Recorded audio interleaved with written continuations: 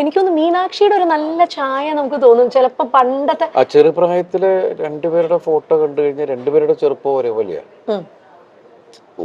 നമുക്ക് തന്നെ പിന്നീട് കൺഫ്യൂഷൻ ആയിട്ടുണ്ട് എന്നുവെച്ചാൽ ഇതിൽ ഏത് അങ്ങനെ വന്നൊരു ടൈം ഉണ്ടായിരുന്നു. ഇപ്പൊ കുറച്ച് വ്യത്യാസമായി. ആൾക്കാർ വളരുമ്പോ അതിന്റേതായ കുറച്ച് നല്ല കുറുമ്പുണ്ടെന്ന് ദിലീപേട്ടൻ പറഞ്ഞിട്ടുണ്ടായിരുന്നു.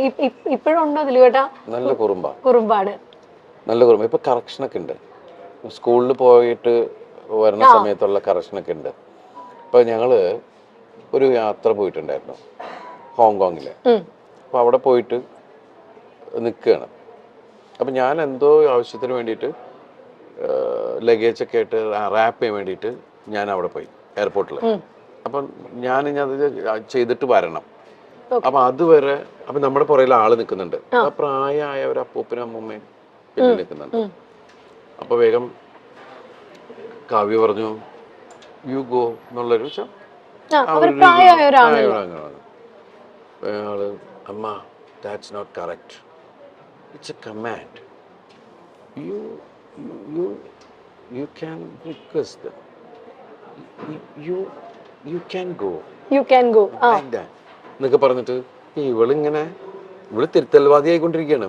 ഒരു സെന്തോ പറഞ്ഞപ്പോ അച്ഛാ that's not in, that's on. ഇപ്പോഴത്തെ പിള്ളേര് ഇത് പഠിച്ചോട്ടോ. അവര് IB സിലബസിലാണ് പഠിക്കുന്നത്. അപ്പൊ ഇടയ്ക്ക് ഞാൻ പറഞ്ഞു ഇങ്ങനെ മോളിപ്പോ MBBS പരീക്ഷ കഴിഞ്ഞു, അവള് പാസ്സായി, അവൾ ഔസർജൻസി ചെയ്യാണ് എന്ന് ഞാൻ വേറെ ആരോട് എന്തോ സംസാരിച്ചപ്പോൾ അവര് വിശേഷം ചോദിച്ചപ്പോൾ ഞാനാ പറഞ്ഞു. ഇവളിങ്ങനെ നിന്നിട്ട് എൻ്റെ തട്ടണു. ഞാൻ UKG പാസ്സായി എന്ന് പറ.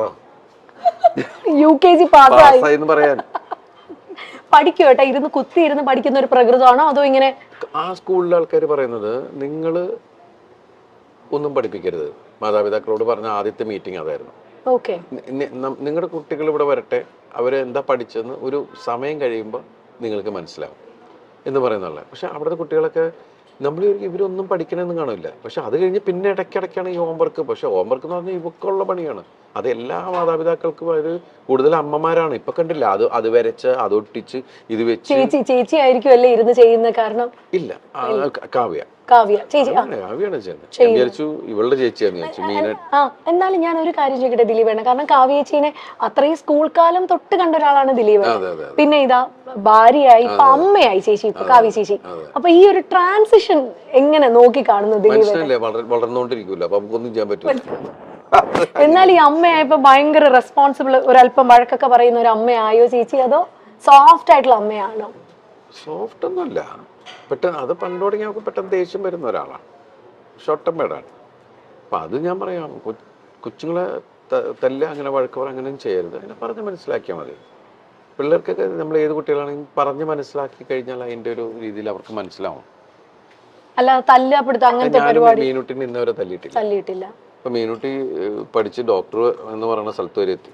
പക്ഷെ നമുക്ക് ദൈവം അനുഗ്രഹിച്ച് ഇന്നവരെ തല്ലിട്ട് വന്നിട്ടില്ല. അവളെ വളരെ ഇതായിട്ട് വിളിച്ചു കഴിഞ്ഞാൽ അപ്പം തന്നെ അവൾക്ക് മനസ്സിലാവും, ടോൺ മാറിയാൽ മനസ്സിലാവും. അപ്പം അതുമല്ല, നമ്മൾ പല കുട്ടികൾ കുസൃതികൾ തന്നെയാണ്. ഇവക്കൊരടി കൊടുത്തിട്ടുണ്ട് ഞാൻ. കാരണം വെച്ചിട്ടുണ്ടെങ്കിൽ എന്തോ എടുത്തു വായില്ല, പക്ഷെ പിന്നീട് എടുത്തിട്ടില്ല. ആരെ പോയിട്ട് പുറകെ പോയിട്ട് പിടിക്കുക. അപ്പൊ ആദ്യം തുടരുന്ന് പറഞ്ഞു, പക്ഷെ നോക്കിയിട്ട് പിന്നെയും പോവുക. അപ്പോ അതോടെ അപ്പം പക്ഷെ എനിക്ക് തോന്നുന്നു ദിലീപേട്ട ഭയങ്കര നേരം പോക്കായിരിക്കും ആളും കൂടെ ഉള്ള സമയത്തൊക്കെ. ഞാൻ മീനാക്ഷി ഉള്ള സമയത്ത് ശരിക്കും പറഞ്ഞാല് എനിക്കത് മിസ് ചെയ്തിരുന്നു. ഞാൻ ആ സമയത്ത് എൻ്റെ സിനിമകൾക്ക് ഭയങ്കര ഹിറ്റുകളും, ഞാൻ ഓരോ സിനിമയുടെ പുറകെ ഇങ്ങനെ കണ്ടിന്യൂസ് സിനിമയുടെ പുറകെ പോകല. അപ്പൊ ആ സമയത്ത് ശരിക്കും പറഞ്ഞാൽ ആ പ്രായം എനിക്ക് ആസ്വദിക്കാൻ പറ്റിയിട്ടില്ല. ആ 2-3 വയസ്സ് എന്ന് പറയുന്നത് ശരിക്കും മിസ്സിങ് തന്നെയാണ്.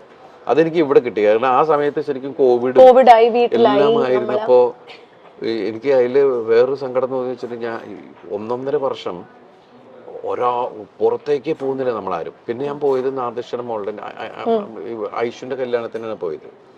പക്ഷെ ദൈവാനുഗ്രഹിച്ച് അപ്പൊന്നും എനിക്ക് വീട്ടിൽ ആർക്കും കോവിഡ് കിട്ടിയില്ല. അത്രയും ക്രൗഡിന്റെ ഇടയിലാണ് നമ്മൾ പോയിരുന്നത്. എത്ര ദിവസം ഉണ്ടായിരുന്നു ആ കല്യാണം. അപ്പൊ എല്ലാവരും ഭയങ്കര ആവേശത്തിൽ അതിന്റെ ഇതിൽ നിൽക്കണം. നമ്മുടെ വീട്ടിലൊരു കല്യാണം നടക്കുന്ന പോലെയാണല്ല. അത് കഴിഞ്ഞ് പിന്നെ വേറൊരു സ്ഥലത്ത് പോയപ്പോ എവിടെയോ ഒരു എന്തിനോ ഫംഗ്ഷന് പോയപ്പോഴാണ് എനിക്ക് കിട്ടിയോ എന്നൊരു സംശയം. ഞാനാണെങ്കിൽ അങ്ങനെ നോക്കി എല്ലാവരെ കുറിച്ച്, കാരണം ഞങ്ങൾ 10-13 പേര് ഒരു വീട്ടിലാണ്. അപ്പോൾ ഒരു സാധനം വന്നു കഴിഞ്ഞാൽ അതിനെ പിടിച്ച് മഞ്ഞളൊക്കെ മുക്കി മറ്റു എന്നൊക്കെ പറഞ്ഞ് ഒരുപാട് കാര്യങ്ങളൊക്കെ ചെയ്തിട്ടാണ് അടുക്കളയിലേക്കൊക്കെ പോണത്. അത് അങ്ങനെയൊക്കെ ഒരാളെ തൊട്ടപ്പം തന്നെ ഇത് അടിക്കുക. കൊച്ചൊക്കെ ശീലമായി ജനിച്ചപ്പം തുടങ്ങി ഈ സാധനമൊക്കെ കിട്ടിയിട്ട് അതൊക്കെ ഇങ്ങനെയൊക്കെ ഇത് കാണിക്കുന്നതാണ്. ഇങ്ങനെയായി. അതിനിടയ്ക്ക് ഞാൻ കൊണ്ടുവന്നു ഇത് വീട്ടിൽ കോവിഡ് ഞാൻ കൊണ്ടുവന്നു. അത് ഞാനാണ്. എന്നിട്ട് എല്ലാവരും ചിരി തുടങ്ങി.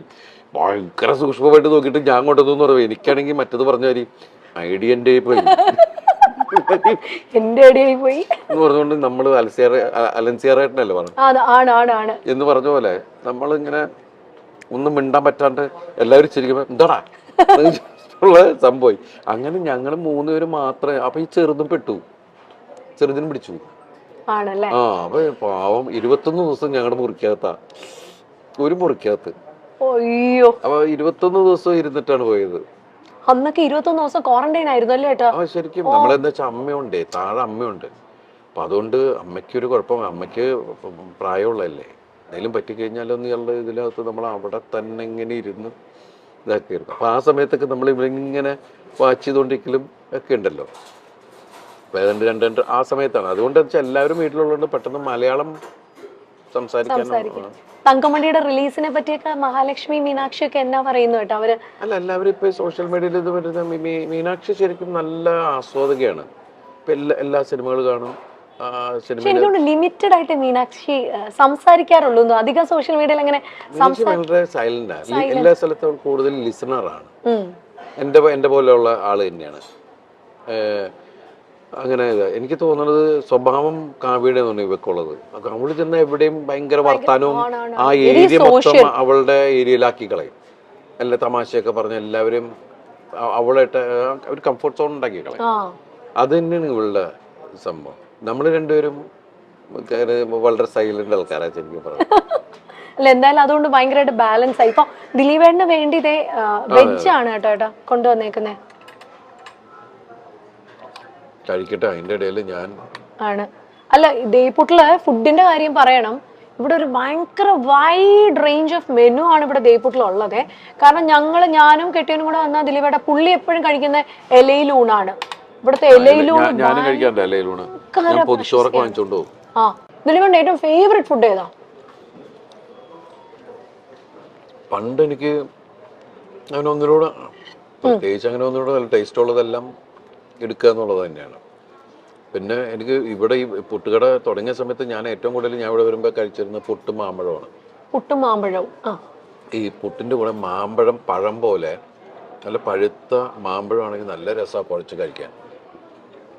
അതുപോലെ നല്ല ചൂട് പുട്ടിൻ്റെ കൂടെ പാലും പഞ്ചസാരയും ഒക്കെ നല്ല ടേസ്റ്റുള്ള കാര്യങ്ങളാണ്. പിന്നെ നമ്മൾ പുതിയ പുതിയ ഒരുപാട് വെറൈറ്റികൾ നമ്മൾ ചിക്കനും പ്രോൺസും അത് എന്തൊക്കെ ഡിഷ് ഉണ്ടെന്നുള്ള സാധനങ്ങളൊക്കെ വെച്ച് ഡിഫറെൻറ്റ് കോംബോകൾ നമ്മൾ ശ്രമിച്ചു നോക്കിയിട്ടുണ്ട്.